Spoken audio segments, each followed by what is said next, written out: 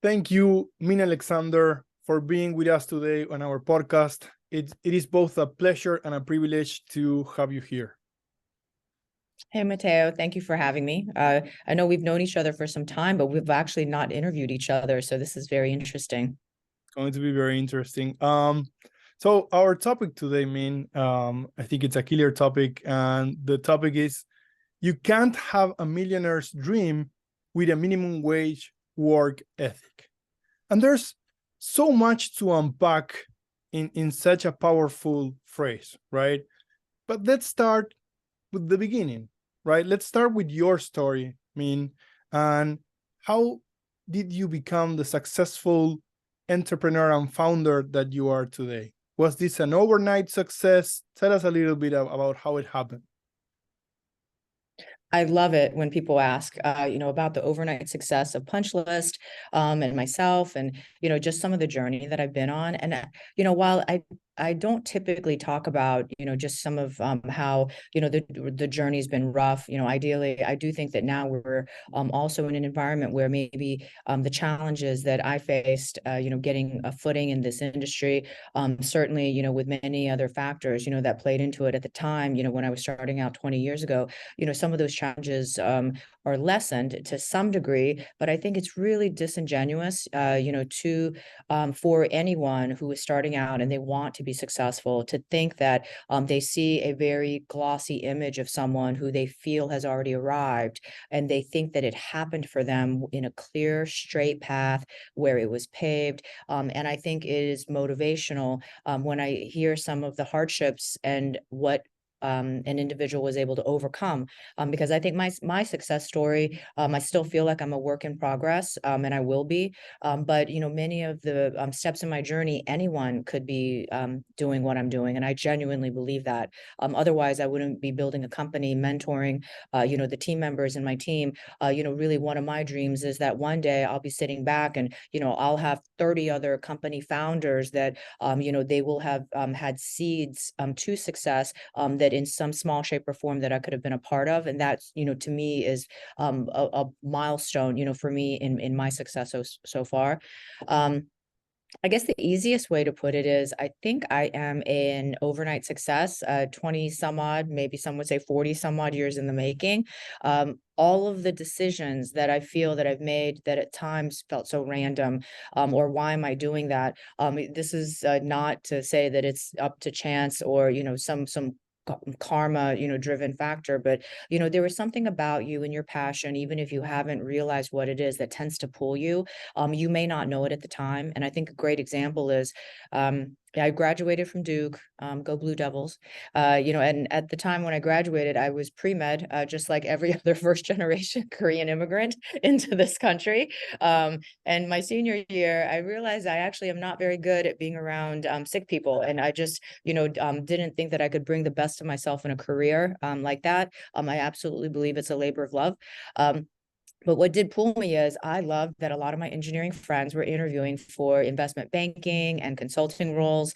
And I just love the drive of being a part of a business, driving, making money. There were all these things that tied into it in such a nice package, that I also found myself like, well, I want to give that a shot. And so I started in consulting at Anderson Consulting with their strategy group, based out of Atlanta.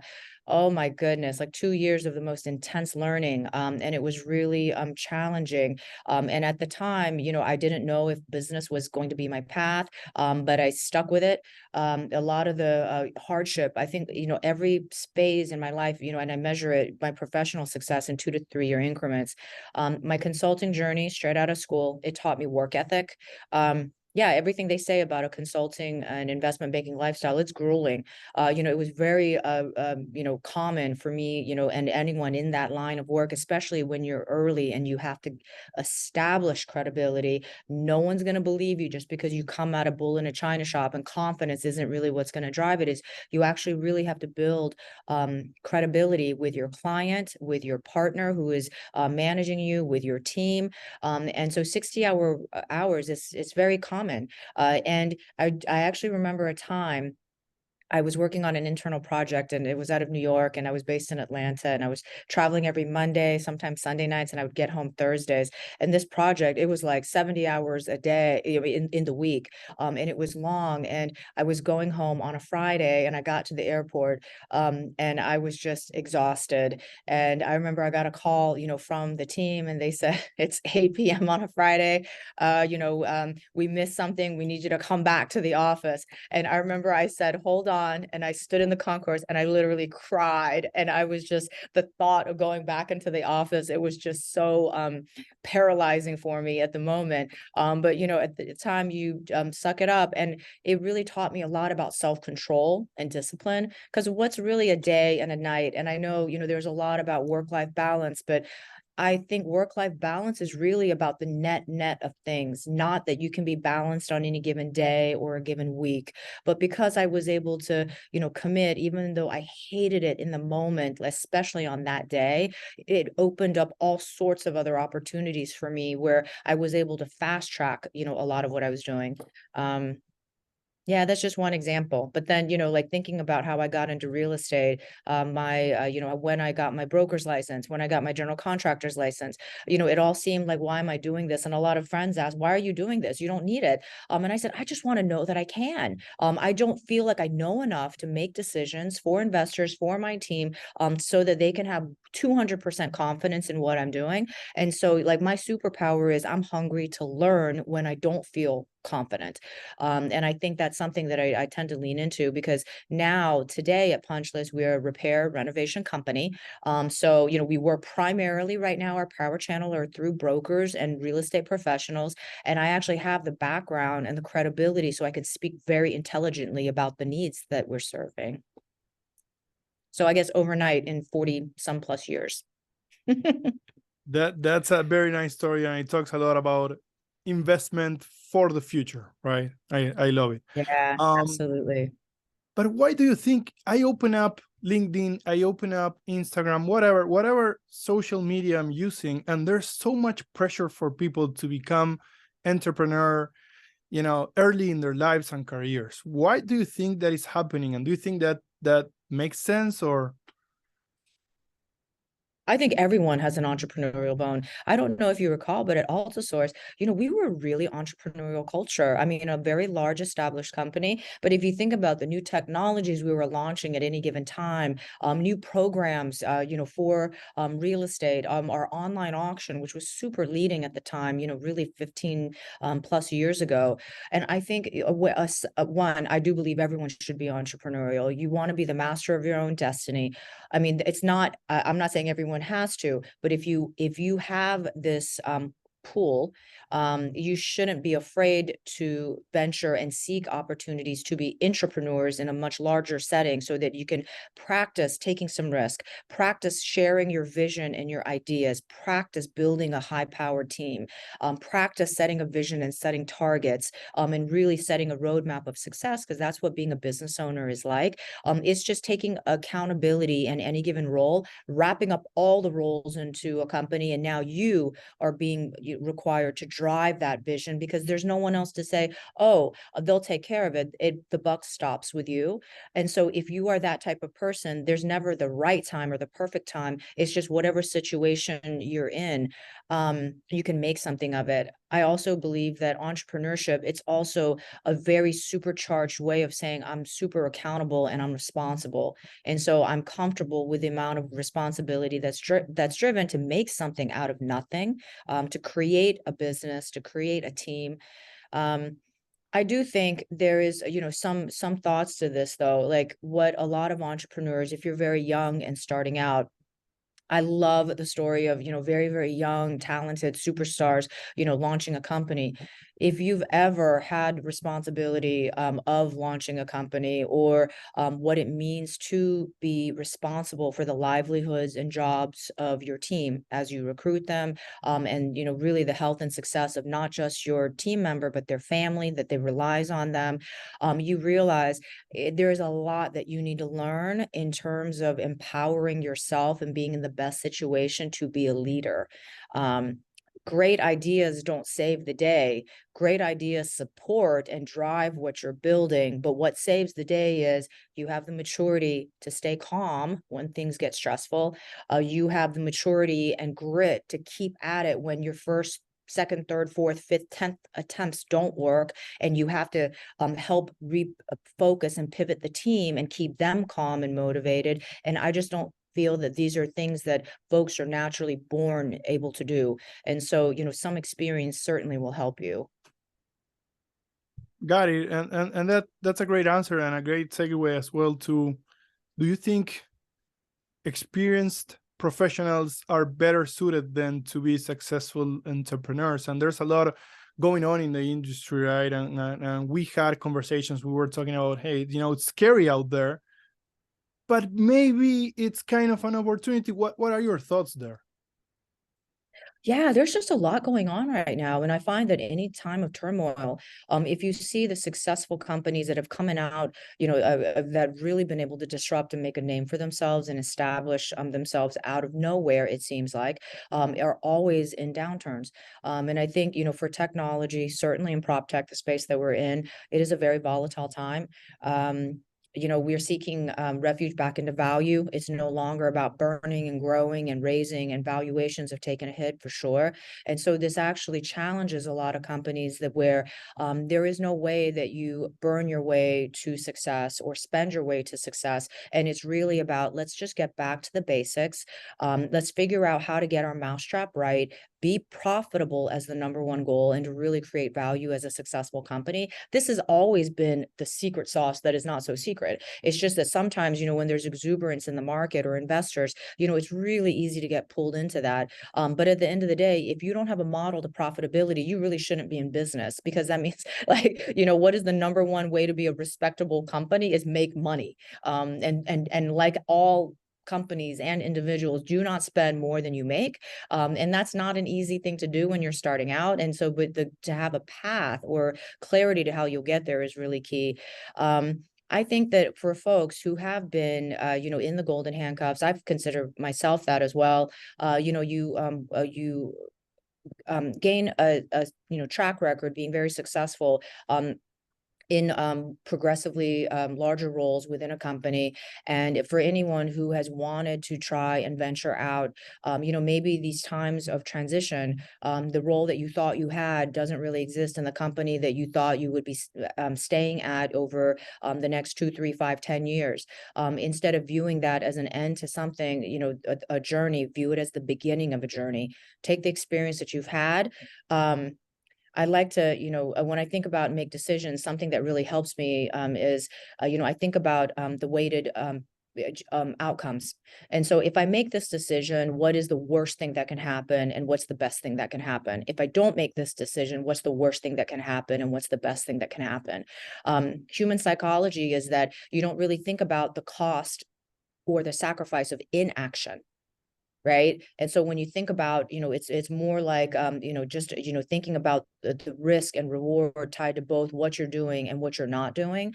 And I think a lot of folks would find, even if you were stable in the next 5, 10 years, are you able to live the life that you want with the passion that you want to have and bring to your work on a day-to-day basis? And I think that's an important thought for anyone, to be successful. You got to be able to put your heart into it. I agree. I remember being afraid sometimes to make the leap. Have you ever been? You don't necessarily strike me as the type of person that might be afraid, but I want to ask: have you ever been afraid? And when you were afraid, what is it that frightens you? Right? Is it stability? Is it not moving, or is it making the leap? I think it would be crazy if anyone wasn't afraid. I've actually done some pretty crazy things if I think about, all of the transition points where you leave one career or a path, and at some point it may bring you back to the path that you were on in a very roundabout, detourish way. But no one knows that, in the moment. I think having a family and children, that certainly compounds and amplifies any fear. You know what really, like what I was just saying, is if you think about the trade-offs of not doing something, I mean, what really scared me was the thought of not being able to provide for the kind of life that I wanted for my children and my family, or being able, relying on somebody else, to achieve dreams that I would have. I think some of the those outcomes of having to rely on someone else, not, just me, that's probably the bigger um, driver of fear. Absolutely have been afraid, right? I left an amazing role at AltaSource, to take a risk at auction.com in a role, that was much larger. And just at the time, I felt that I wasn't growing personally. I loved our team. Like we said, we accomplished so many things. And it just gave me a taste of what I wanted to do and how much I loved winning as a team. And then what that looked like on a, larger level. And so when I felt that I stopped growing personally is when I just felt like I just really wanted, be pulled to do something else that's challenging. And then a similar evolution happened when I was at auction. I'd been recruited, for some time while I was at auction, to head companies, in an earlier stage, some in established companies. But something that I kind of felt was, I don't know if I want to be in an established company again at that time, right? I just felt like, to really give it 200% of what I had, I probably had maybe once, maybe twice, given where just, some of the energy that I knew that a venture like this deserved. And so it was really a leap of faith. There was not a lot at PunchlistUSA when I joined. I had a real meeting of the minds with the very early stage investors. I was clear this isn't the direction I'm going to take it in the way that it was, and they said, "What would you do with it?" And I shared with them. I'm not sure if you remember this, and I think one of our colleagues over at AltaSource, Bharat Saini, there was a time many years ago we had brainstormed what a home services platform would look like for field services, and so there was some wireframes like back in 2014, 2015. And so there was a time when, I was like, why do we not do what we're doing for property preservation for Fannie, Freddie, Wells, Right. all of these big companies that had the ease of a technology? Why are we not doing this for everyday homeowners? Just knowing how painful home ownership is. And I remember when this opportunity was, I know it's, not there in the way that I would want it. I would literally have to go dig ditches and fight for the vision that I wanted to create. We have a lot of wood to chop now. I mean, but man, I think about, just over the last 2 years, and where my journey has been. I'm going to say I would be surprised if someone had said this to me 2 years ago. Right. But obviously, not a one person show. I have a whole team. They're amazing. We have fun in what we do, like talking about our product, building our product, technology, certainly. And, it's not easy. I was actually telling someone this is one of those jobs when you're in an entrepreneurial type of environment where, like today, it felt like I just had to run myself through the shredder. And tomorrow morning, at the end of the day, I'm like, oh, tomorrow I'm going to run myself through the shredder again. But you suit up and you're just like, let's go at the Yeah. beginning of the day. And so it's not for the faint of heart for sure. But I wouldn't be doing anything else. How do you and just thought of this, but how do you manage through the emotions, right? And one of the things that I've at a much smaller scale, I lived some similar things to what you lived, and the one thing I see in being an entrepreneur and being at the helm of a company is it's like an emotional roller coaster, right? One day I'm here, one day I'm below, one day, the next day it changes so fast. And I try to kind of stay in the middle. Do you have any advice on how you manage those emotions and you manage yourself there? That is a great question. And I'm actually going to say I think there's some study. If you look at CEOs, and folks, who are at, certain levels of any level of success, this is not funny, but the proportion of bipolar disorders, some of the ways that, I mean, actually one of the ones was I can't remember if it was sociopathic behavior, something like that. And so this is not the average person that you are thinking about. And, you know, I actually thought a lot about that. Is it that these positions of influence attract certain personality types, or is it that they also it's a slippery slope? Because once you get into these roles, your day is just like you said, your day could start here, it might end there, and then tomorrow you're back down to where you were. There's some extreme highs and lows, you know, with success, with setbacks, with your team. The way that I try to, I'm not going to say I'm perfect at it. I absolutely, you know, Mhm. try to work at it, just stay level. But when I think about what I do, I always have to, you know, keep in mind, there's nothing about this setback that's fatal. Right. Rebound from it, keep it level. Tomorrow it won't be a big deal. And so really it's about picking and choosing, you know, what is worth expending your energy over, given all of the decisions that you have to make in a day. But what helps to keep me level is I really need to model what my team needs to see in this moment, Right. right? Times when I'm like, oh, that's just really, oh, I wish that hadn't happened. You know, but what is it that my team needs to see? If we have a setback, the last thing that they can think is, okay, we've disappointed somebody and let's stop.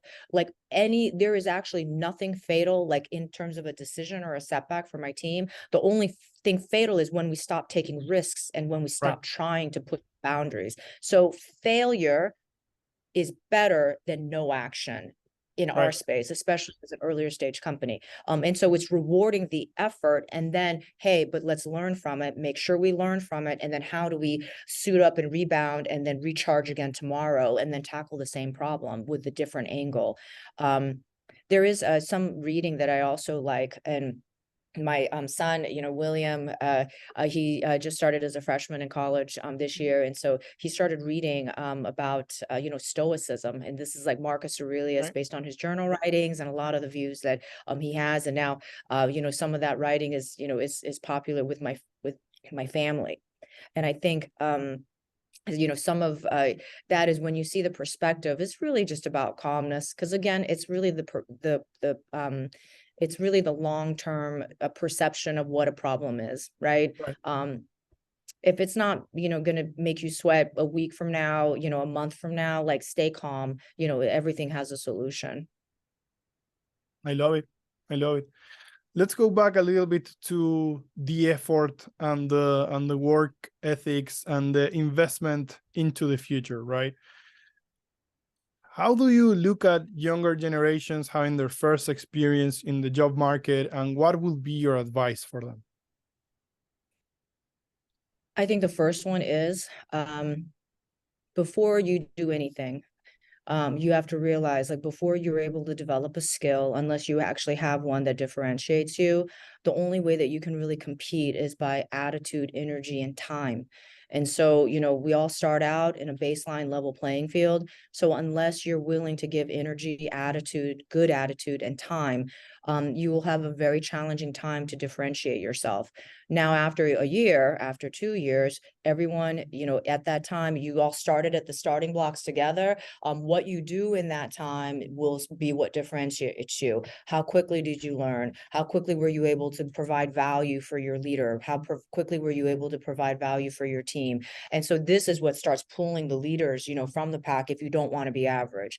There is absolutely nothing wrong with being average, but if you give in the minimum, and like this nonsense about quiet quitting, sure, do it, but you will never be better than the average. So don't expect a lifestyle that you are living, you know, in your dream life, able to, you know, provide for your family with the dream scenarios, and you're, you know, having the prominence and influence that you want. When you see, you know, some of the role models out there, that doesn't happen by phoning it in and then, you know, doing the minimum. You really have to find a way to make yourself different and special in ways. And then earlier on, it happens to be one of those three things, you know, great attitude, good energy that makes others really love being around you, especially when it's really stressful, or things aren't going well, to you really keep the team rallying. And then, you know, giving time. A lot of what we're learning, you should really view it as an investment to learn, you know, less so on you're being paid, you know, for a job. And then I think, after, 2, 3 years, you actually have more selection, to be able to pick and choose. But education is the one powerful tool and lever I feel that it really does differentiate folks throughout paths of their career. Your level of curiosity, your level of wanting to be a master at what you're doing, regardless of what that is, those are really the only ways that set you apart. And then once you've established yourself, the way that you achieve those are really through more education, whether it's learning from others on the job, asking, others to mentor you in areas where you feel that you have a weakness, online courses. I love that there's so many online courses these days. There's almost no excuse for not being proficient or getting up to speed on something if you really want to. And those are the types of things that now you can take your leadership, and now you can take, any type of expertise, and then you couple that with education, and that becomes very powerful. I actually have something that I'm working on now. I just started. So I had a New Year's resolution for the past, I guess, 5, 6 years. Mhm. That I was going to learn Python. I actually may have told you about this Okay. when we were at Altus. So, every year I say I'm going to learn Python this year, and I would have a stack of books, how to self-teach, Python. I haven't gotten to it, and I failed. And so I just signed up for a Carnegie Mellon online course, and it's like, Wow. I think it's like 8 weeks. And everyone's like, why are you doing it? And I just want to know I can, right? And so I'll keep you updated. How is that going? I tried 2 times already and failed. So now you are becoming my inspiration because I tried 2 times with Python, right? And I got to like objects and something else, and then I got lost in the way, right? But you are my I'll inspiration keep now, so you I'm going to keep updated. track of you and see how you go, and then I will do it myself. Yeah, I'll save all my notes for you. I mean, but I've already failed over the last 6 years because I didn't even try. And I just felt like, now is the year. I'm tired of saying I want to do it and I haven't done it. And I had just had some, poor excuses. Yeah, so I'm super excited about this. Let's see Very how it nice. goes. I'm still not allowed to code into our stack, though. Our CTO is like, don't come near this. Very good. Very interesting. Um, what are some of the either efforts you made at your earlier days that you are thankful for today, or mistakes that you would advise younger people not to make? Let's go back to those early days and any memories you want to share with us. Um, I'm thankful that I struggled in my pre-med classes, and I'm thankful that I didn't go to med school. I think Mhm. there was certainly a calling, things that came a lot more natural to me rather than trying to force something, Right. and I really realized, why did I want to go to medical school? And it was really, for my parents' expectations, because it was just a given of what I thought I should be doing as a first generation Korean immigrant. And so, but none of that was innate or internally driven. And so I see that. Like, I would be in real estate now. I went to broker school. No one told me I should do it. I just wanted to. I went, got my general contractor's license. No one told me I should do it. I just really wanted to, and then like with Python, no one is saying I need it. It's certainly not for a job, but I just really want to. And so when you think about, everyone has those types of pools, right? And, at some point, I think, you're able to tie a thread even in things that just feel somewhat disjointed. And I think there is something real to that. But I guess one of the maybe takeaways are make the mistakes, right? I think the problem with not making mistakes is, for me personally, if I hadn't made those mistakes, I wouldn't know what the path for me is. Sometimes it's knowing the path you don't want to be on, that helps you into the path that you should be on. And I think that, for folks who think that it's a lot more clear cut, or a passion is a calling and it literally grabs you, it doesn't. It starts out like as a little ember, can I make a living off of this? Can I be successful doing this? Is it a sustainable calling? And then you realize after some grueling effort, I'm kind of good at this. Okay, well, maybe this is something Yeah. I want to stick to. Okay, well, I'm getting even better. And now I'm getting recognized. I'm helping others in a career path to this. Now building companies. And so it's actually more of an evolution. I don't think anything about a calling or a path to success is a revolution. I think that happens very few times. It's really more, it's like the quiet voice that tells you, hey, why didn't you try that? Or give it Yeah. another try. Coding it's a word that always scared me. I even remember when I was going through high school and they were like, okay, now you got to decide what you want to do, right? And I'm like 14 years old, and in my mind it's like, okay, I don't know, lawyer, musician, writer, oceanographer, because I want to be close to the sea, right? So like I have no clue Didn't know what that all of, about you. right? Yeah, it's just, those were my top 5. And with the perspective that I now have, being older, I can trace back and see some elements of that all the way. Like you were saying, right? Have that faith and look back, and you connect the dots afterwards, looking backwards, right? Just take the That's right. chances. That's right. So I love it. What do you think about the future of work? And 2023 is the year of AI. We could do another podcast on AI, and how much of it is like substance and how much of it is like a lot of noise around it. But what are your thoughts, right? And even when you think about your children going into college, etc., or joining the workforce, what do you think will happen, and what skills will be relevant going forward? I think we really are in a brave new world. When you think about, how you process thinking or found information or sources of knowledge, we are in a place where I would say in the last 2-3 years, it's accelerated, certainly beyond 5-10 years. I actually can't even fathom what the world will be like in 20 years. Just, the speed of data and information and just absorbing. I think, to be relevant in anything, you actually have to be good at something, but something to look out for is what are the areas where if you look at, job openings, if you look right now, the hardest role to find is data scientist. Right. If someone had a crystal ball 10 years from now, we would have pushed everyone into data science. Yeah. And now, actually, if you are not data proficient, it was very challenging to be in a professional role probably in the next 5-10 years. I think when you think about, these trending, but now by the time, our young children today get into data science, it may have already passed them. I remember when I was growing up, there was a shortage of doctors. And so there were a whole bunch of, population being pushed into medical school. And then, by the time they all graduated, because of the delayed feedback loop, there were a lot of doctors. And so I feel that, we have a very, just, to be careful, one, noticing trends, of increasing demand, but then also being very aware that we also have very delayed feedback loops. By the time we've identified an opportunity or challenge, it's likely a couple years too late. By the time that we've solved it, it's also now an overabundance, and people have to reset into, what now is the next field. I think as long as people, I'm actually coming back the other way. Some of the shortages of what I find internally in, my business, and then also, over the last 5-10 years in the corporate space, it's coming back to the human basic skills, interactions, influence, being able to persuade through writing and argument in a very constructive way, being able to communicate your vision that is compelling and it's clear. These types of skills, like, they're innately human. And, no amount of AI, I don't believe that an AI can persuade you or convince you in ways that a person can.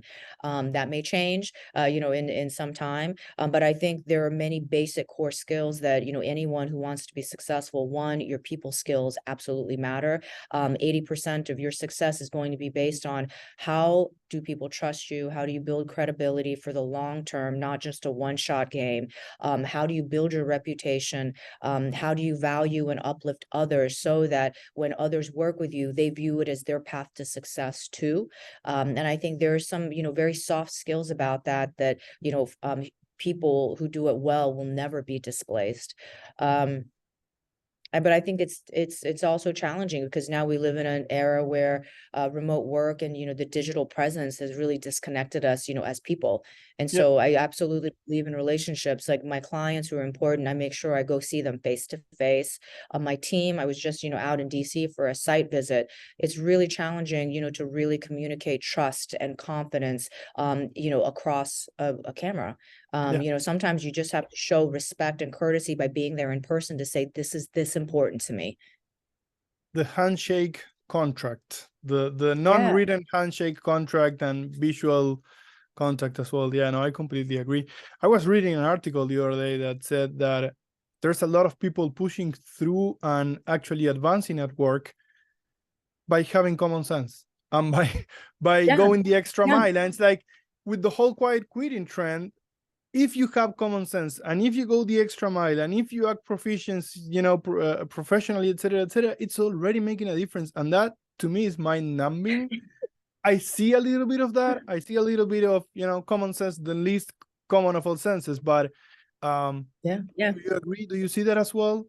I absolutely believe that. I just think, because, but all of this is great. Again, in trends that are turning, pivot, it's in these times of a little bit of shakeup where, the value and being back to the basics of, what was valued before really shine. I absolutely believe that, because now our bar has become, oh, you're working some of the time, you won't respond, after 4:30. But sometimes the pace of a team or the people who need you, it may outpace that. And so how do you really leave your mark? I'm there for you when you need me. And, no one will forget that, right? Your manager, your coworkers. And I think folks forget the longevity of a relationship. And you're not just there again for your time, but you're there to create value. And I think if folks who remember that, that's really going to be their path to success. It doesn't matter what level you're on. Completely agree. Last question, how do you achieve family balance with work, and which trade-offs are acceptable? Does that change as you advance? How do you see that? This one's one I certainly struggle with. I'm not sure if you and I have had, discussions about it, at a personal level. I have 3 children. The older 2 are now in college. And everyone says this, like, when you have children, time passes so quickly. And in the moment, you don't realize it until, again, you're looking backward and you realize it feels like I blinked. Many of the things that I missed, because I was thinking, no, I'll have more chances to go to a track meet. I'll have more chances to go to the morning, book reading, and things that, were trade-offs. I wish I had done more of those, like more of the smaller day-to-day, which would not have been a real disruption at all, in my work, to be honest. Those are probably the biggest regrets that I have, to be able to say, I can't do this from 9 to 11 on Thursday. Out of the office, but I'll get to it, when I'm back. And I just, got into a place where I didn't want to disappoint anyone, but it's all like it's self-inflicted. No one would have said anything or, had an issue if I had done those things. But for some reason I had a mental block. Those are the biggest regrets I have, the small things that I wish I had had more dinners with my family together. It was really hard earlier, in like 10, 15 years ago when I was starting out and I was working late. But some of those day-to-day, that's where I wish I had balanced more.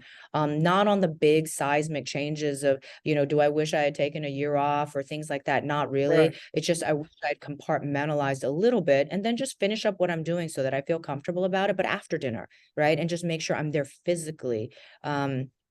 Being more physically present. I wish I had done that. And I would strongly encourage, any working parents, who are professionals and you have young children, take the time out, prioritize and, make it much more consistent, not randomly, but, like Thursday afternoons are blocked for this. And, like it's just much more consistent. And make it quality time, right? Maybe little time, but make it quality time. Yeah. Leave your phone, don't bring your work to the space, be 100% in the moment. I love it, and I love ending the conversation in that note. I always learn a lot from you. We had a close relationship working at Altisource. You were a mentor of mine, and I appreciate you being here. Thank you as always, and we'll stay in touch. No, this is great. Happy to come back anytime. Thank you, Mateo.